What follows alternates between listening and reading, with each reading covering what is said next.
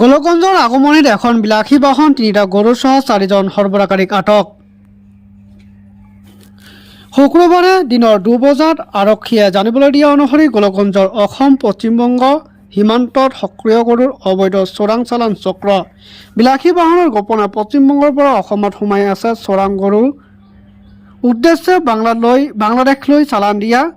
গোপন খবৰৰ ভিত্তিত আগমনি থানাৰ সন্মুখৰ 17 নং ৰাষ্ট্ৰীয় ঘাইপথত আৰক্ষীয়ে চলাই তালাচীত আটক কৰে পশ্চিমবংগৰ পৰা গৌৰীপুৰ অভিমুখী AS 16S0551 নম্বৰৰ বিলাসী বাহন।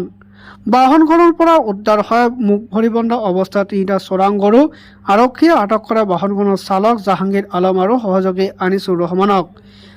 দুয়ো খুৰা ভতিজাকৰ ঘৰ তামাৰহাট থানাৰ পলাশকান্দিত বুলি জানিব পৰা গৈছে। ইপিনে দুয়োৰে স্বীকাৰোক্তিৰ ভিত্তিত ভাৰত-বাংলাদেশ সীমান্ত ধৰ্মশালা অঞ্চলৰ পৰা আৰক্ষীয়ে আটক কৰে ফাৰহাত আলী আৰু কাৰানিচি পাৰাৰ মোফাজ্জল শেখ।